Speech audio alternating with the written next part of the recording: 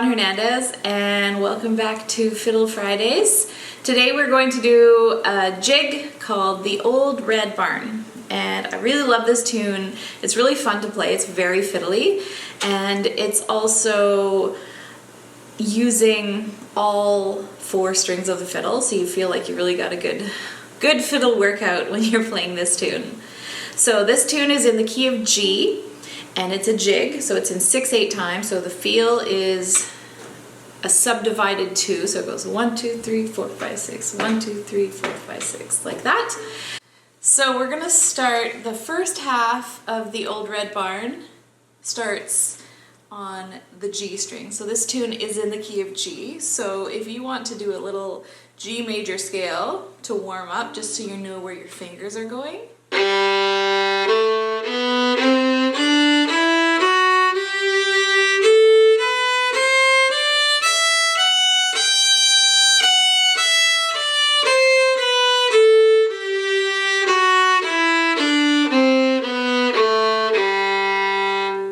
So now I know exactly what my finger position is on every single string, and that's going to be very helpful for you for the rest of this tune. So for all music really, you should find out what key you're playing in, so what key is the piece in, and then maybe do a quick little scale just to get your fingers in the right spots on all the different strings, because depending on what key and what octave you're playing in, your fingers are going to change positions, so it's really good for you to know where you are when you're doing, when you get to these specific notes.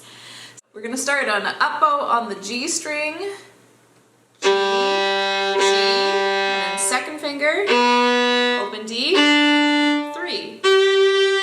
So if you know your scales and arpeggios, and if you don't, I highly recommend you learn them in a lot of different keys, or all 12 if you can, because it's literally what music is made of, is scales and arpeggios. So this is exactly that. This is a arpeggio right away from the very beginning. And quickly, a scale is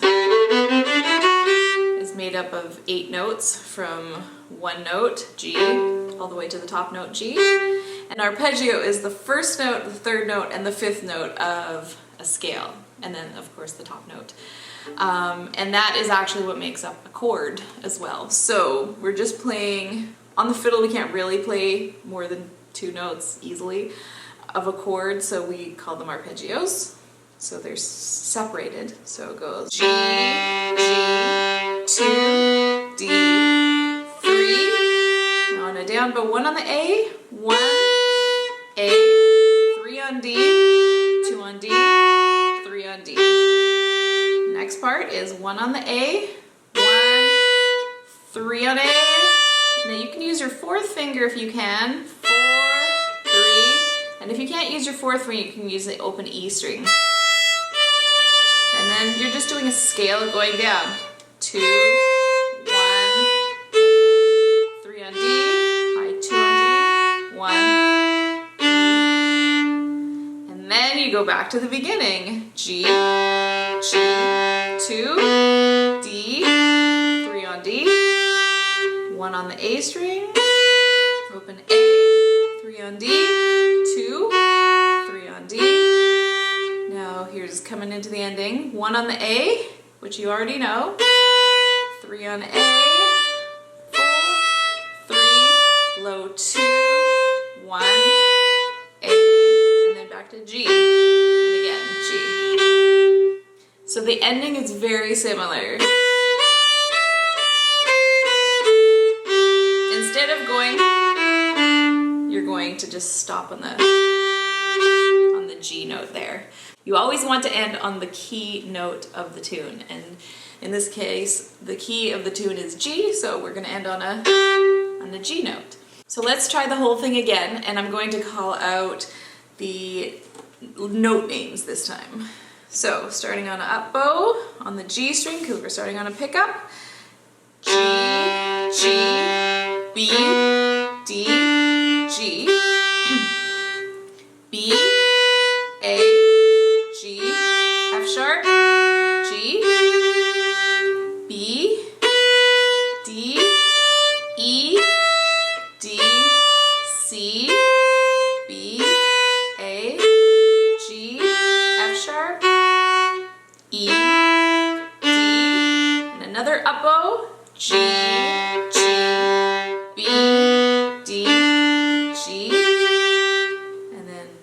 B, A, G, F sharp, G, B, D, E, D, C, B, A, G, G. There you go. So there are two little things I would like to point out. So each phrase that I'm talking about starts on an up bow. So you can do another up bow here, another up bow here. So basically, if you would like, each phrase can start on an up bow and it ends on an up bow, but then you stop your bow and you do another up bow again. Up, up.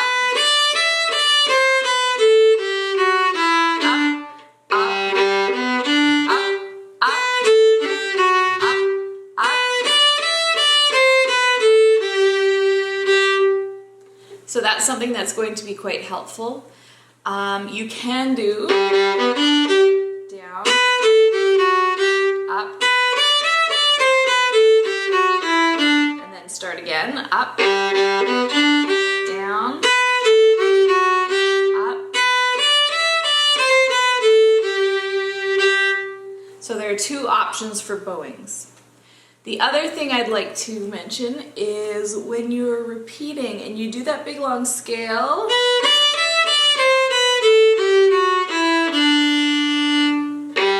before you start the beginning part again, you can keep going down on that scale. You're going to skip out a note, but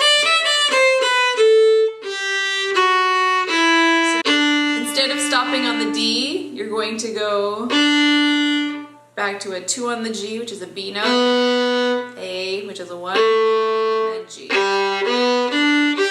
So it sounds.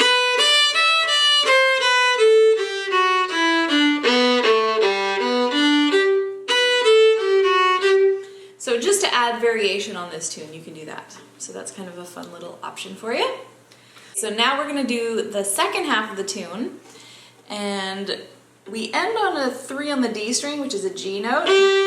Now we're going to do another arpeggio, and this arpeggio is going from the third finger on the D string all the way up. Doing an arpeggio up to the upper octave onto the E string now. So the note is 3 on the D, 1 on the A, 3 on the A, 2 on the E, low 2. And that's an arpeggio. So the notes G, B, D, G. Okay? So now this is where the second half starts. So you're gonna go 2 on the E, 2, 2, 1, 1, E, E, 3 on an A, 1 on the A, low 2, A, 2 on D, D, arpeggio, 2, A, now E, or a 4 on A, 3 on A, 1, now another arpeggio, G arpeggio, 3 on D, 1 on A, 3 on A, back to 2 on the E, 1, E, 3 on A, 1 on A, low 2, A, 2 on D, D, that's a D arpeggio, and then a scale, 1, 2, 3, 3, and then arpeggio again, and that's how you get back into the second half. Okay, so let's do it for the second time, because we always repeat everything twice. I'm going to do it again and call out the actual note names. So with the little arpeggio pickup, starting 3 on the D string, which is a G note, G, B, D, G, G, F sharp, E, D, B, C, A, F sharp, D, F sharp,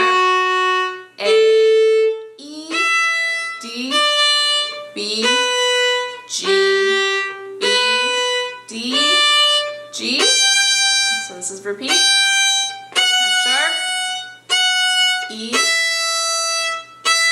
D, B, C, A, F sharp, scale, D, E, F sharp, G. And that is the whole tune. So once you have the tune, you can kind of play around with it and make it your own, which is what distinguishes one fiddler from another fiddler. And you can add a few little, details on the second half. One thing you can do is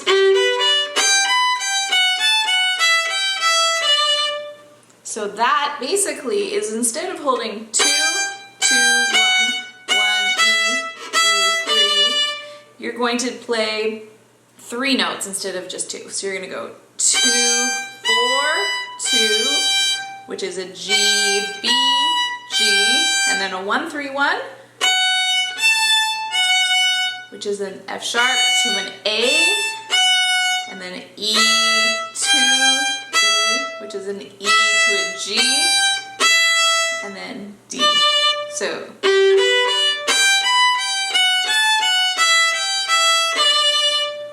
and then so anytime you go from a third above and then you're skipping one note and then going to the note below it, or vice versa, you're going one note and then you're skipping the next note and then you're hitting the third note, you can do a little run if you have enough time. So in this case, it's going from a second finger on the A string, which is a C, to an open A. And what I sometimes do is I slur these notes together and go and add my first finger in there. So I'm going.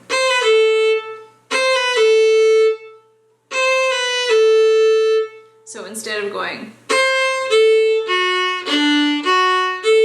I can do this.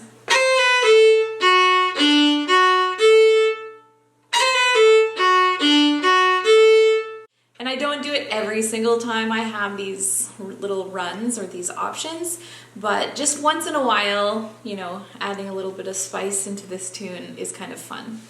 So here's another one that you can do.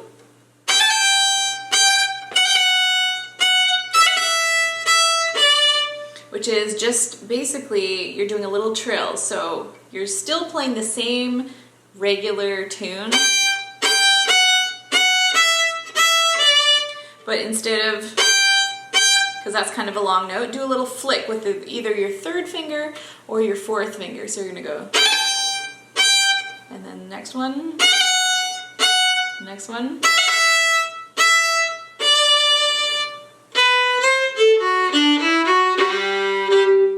You have a really interesting variation on the B part of this tune. So I'll play it for you right now with all of the options of the variations. So starting with it straight, regular tune, and then I'll start adding the variations.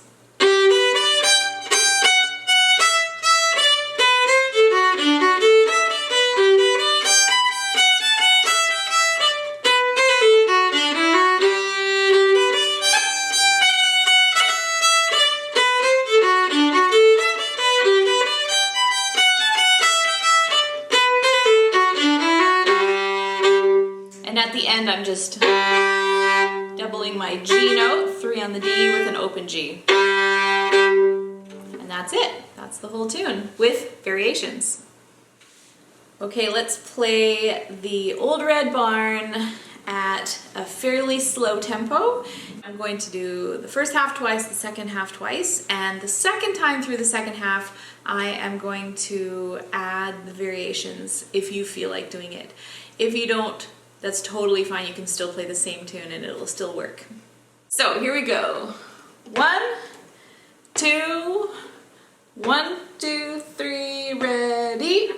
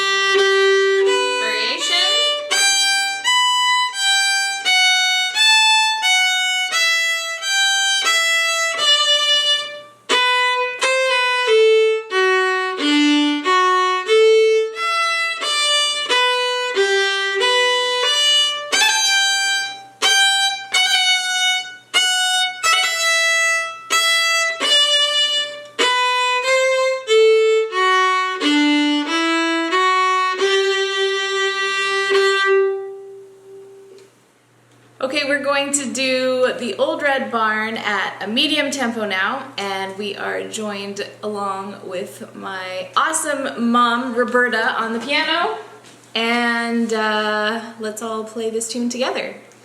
1, 2, 3, and...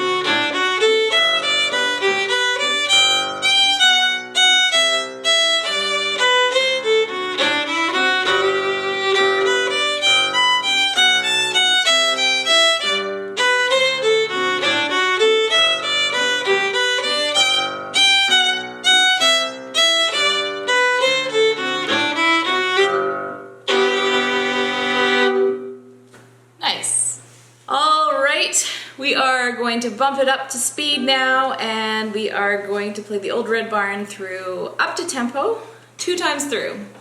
Are you ready? Sure am. All right, here we go. 1, 2, 3, and...